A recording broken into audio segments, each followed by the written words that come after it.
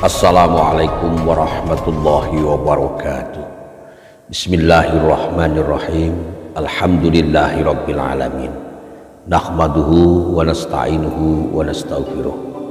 Wa na'udzu billahi min syururi anfusina wa min sayyiati a'malina. May yahdihillahu fala mudhillalah wa may yudlil fala hadiyalah. Wassalatu wassalamu ala sayyidina Muhammadin la nabiyya ba'dah. Qala Nabi sallallahu alaihi wasallam, ya ayuhan nasu afsus salama wa at'imut ta'ama wa sallu wan nasu niyamun tadkhulul jannata bisalami. Rawahu Ahmad wa Tirmidzi. Al ulama warasatul anbiya, para kiai punyai, ustadz ustadzah, dai daiyah, mubaligh mubalighah, serta para peneliti, pemerhati yang menganalisis berbagai bidang sains, pengetahuan dan keilmuan yang dirahmati oleh Allah Subhanahu wa taala, serta kaum muslimun muslimat rahimakumullah dan yang non muslim yang juga saya hormati. Pertama, mari kita panjatkan puji syukur kehadirat Allah Subhanahu wa taala karena pada kesempatan kali ini alhamdulillah dikasih hidayah ridho Allah Subhanahu wa taala dalam keadaan sehat walafiat. Amin ya rabbal alamin. Shalawat beserta salam kita haturkan kepada Rasulullah Muhammad SAW. Semoga kelak di yaumil qiyamah kita dapat syafaat dari baginda kanjeng Nabi Muhammad SAW. Hadirin yang berbahagia, pada kesempatan dalam dakwah YouTube ini jumpa kembali dengan Kanjeng Raden Tumenggung Kyai Alitas Tinggi Jawa Tinegrat, sarjana agama, pendakwah dalam maupun luar kota hingga pelosok jauh di Nusantara dalam keadaan sehat walafiat dari Dusun Jatiwangi, Desa Tawangerjo, Kecamatan Wonodadi, Kabupaten Blitar, Jawa Timur. Hadirin yang berbahagia, Islam itu suka berdamaian. Agama Islam masuk di pulau-pulau terpencil hingga menyusup, hingga jatuh bangun ke sasaran-sasaran arah Nusantara yang tidak terjangkaukan. Datang tidak dengan kekerasan, datang dengan perdamaian. Dari perdamaian inilah memunculkan warta berita, kabar gembira yang baik. Kalaupun ada kabar Islam datang dengan membabi buta, agama Islam datang dengan penuh pertumpahan darah, itu salah. Sebab dalam kajian-kajian ini akan saya beritahukan bahwa masuknya Islam di Nusa Tenggara Timur pada abad 15 hingga 16 dimulai dari seorang pedagang dari Palembang. Ini misalnya Syekh Sahbuddin bin Salman Al-Faris memasukkan unsur agama Islam ke arah Nusa Tenggara Timur melalui perdagangan dari Palembang. Dia menuju ke Pulau Solor yang terdapat bandar penting pada waktu itu, yaitu ada Pamakayo, Lohayong, Menangga, dan Labola. Dia masuki dengan berdakwah secara damai dengan penduduk setempat. Ini menggambarkan bahwa toleransi antar umat beragama maupun non-muslim sudah terjalin sejak dahulu.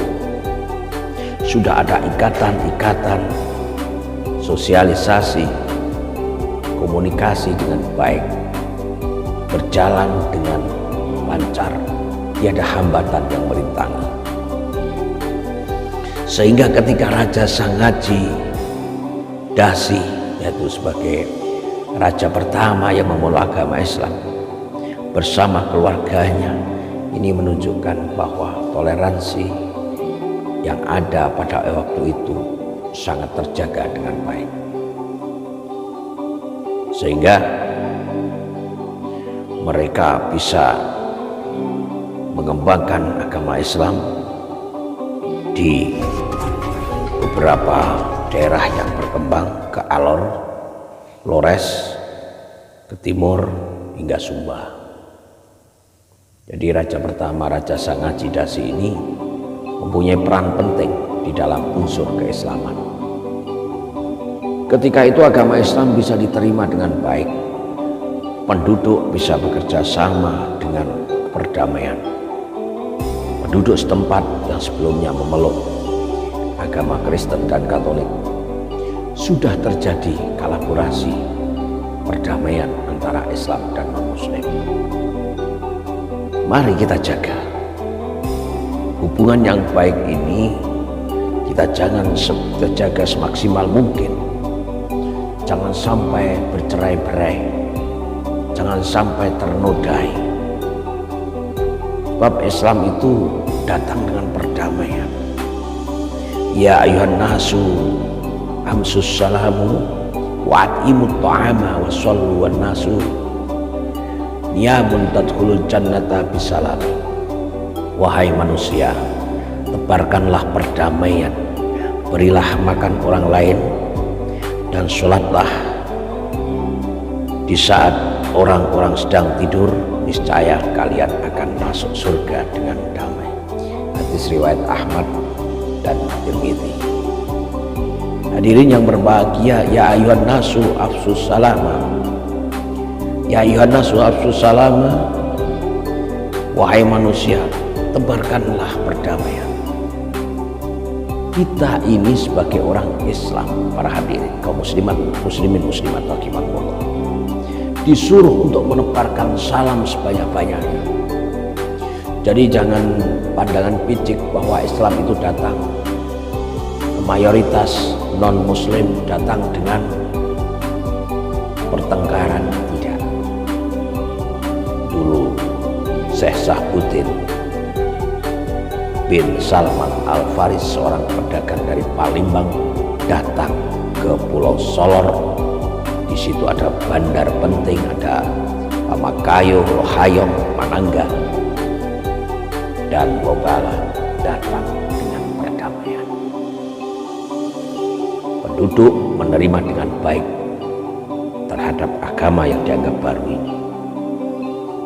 Nenek moyang kita, leluhur kita mengajarkan pada perdamaian, tidak hanya bilisan, perdamaian tidak hanya di lingkungan masyarakat, tetapi perdamaian di lingkungan amalia, praktek di dalam ibadah, saling toleransi ketika menjalankan peribadatan. Orang Kristen, orang Katolik, orang Islam di Sumba, terutama di Nusa Tenggara Timur, saling ada toleransi. Ini untuk menjaga dan memupuk persatuan yang indah di antara makhluk-makhluk di bumi yang ada di Nusa Tenggara Timur. Kemasan yang bagus yang dilakukan oleh Syekh Sahbuddin bin Salman Al-Faris ini menunjukkan bahwa beliau seorang yang berpengalaman di dalam pergaulan, pengalaman di dalam kolaborasi hubungan sesama manusia. Islam masuk di Nusa Tenggara Timur pada abad 15 hingga 16 ini menunjukkan bahwa bisa diterima. Satu di antara melalui jurus perdagangan yang dilakukan oleh Sahbuddin bin Salman Al-Faris, seorang pedagang dari Palembang. Sehingga mereka ada sistem barter, tukar-menukar barang dalam perdagangan. Ada sistem jual beli langsung di tempat, antara suka dan suka, antara jadi dan tidak. Ini bahasanya musik adalah ketika bunyi-bunyian alam, pepohonan bambu ketemu dengan pepohonan bambu yang berbunyi rekot, kreket, kerekot, kreket, kreket, kerekot, kerekot, kreket, krot, kret, krot, kret. Ada hubungan, kolaborasi. Dan budaya yang ada di Nusa Tenggara Timur bertemu dengan budaya Palembang, bertemu dengan budaya yang notabene adalah murid-murid Raden Rahmat Sunan Ampel, juga ada yang dari Bali, ada yang dari Sumba, ada yang dari Mataram, Lombok, Sumbawa, Bima, semua menyebar jadi satu. Budaya Jawa, Palembang, budaya Alor, Nusa Tenggara Timur jadi satu. Inilah perkembangan Islam yang ada di Nusa Tenggara Timur pada abad 15 dan 16. Kekuasaan yang ada di Palembang pada waktu itu yang mengakibatkan kolaborasi dengan kekuasaan yang diterima di Nusa Tenggara Timur, sehingga Raja Sangaji Dasi menerima dengan baik bersama keluarganya tentang agama yang diterima sebagai agama yang dikenal dengan agama baru, yaitu agama Islam. Inilah mereka bekerja sama untuk mengembangkan tenun yang dari alor, kain yang dibuat tenun langsung, mengembangkan kebudayaan, musik, tarian, sama-sama dengan bunyi-bunyian musik khas Pulau Sumba. Inilah kepandaian seorang leluhur dari Nusantara Indonesia, bisa mengambil hati, datang dengan senyuman, datang dengan perdamaian, bukan dengan permusuhan.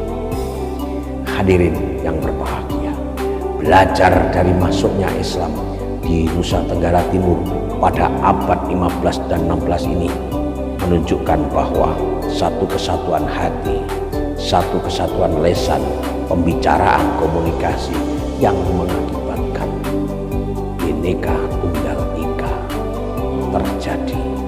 Tetapi walaupun dalam hal ibadah adalah lakum dinukum waliyadin, dalam hal ibadah menjalankan keyakinan akidah sesuai dengan agamanya masing-masing.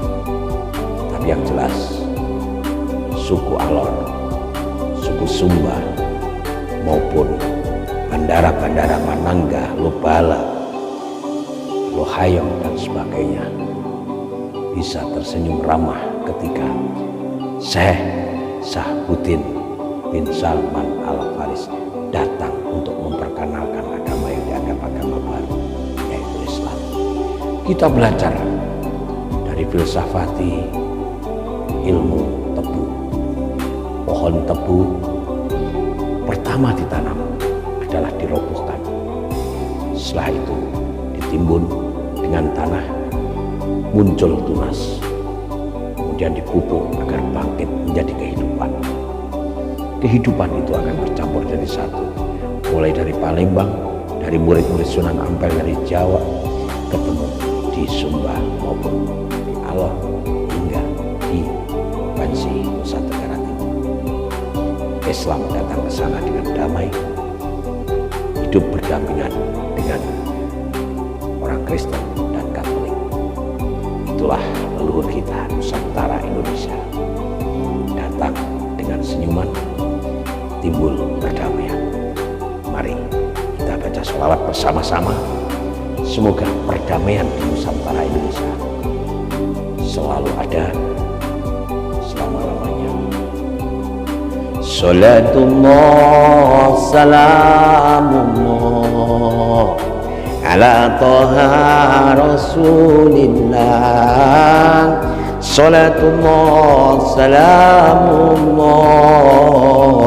ala yasin habibillah.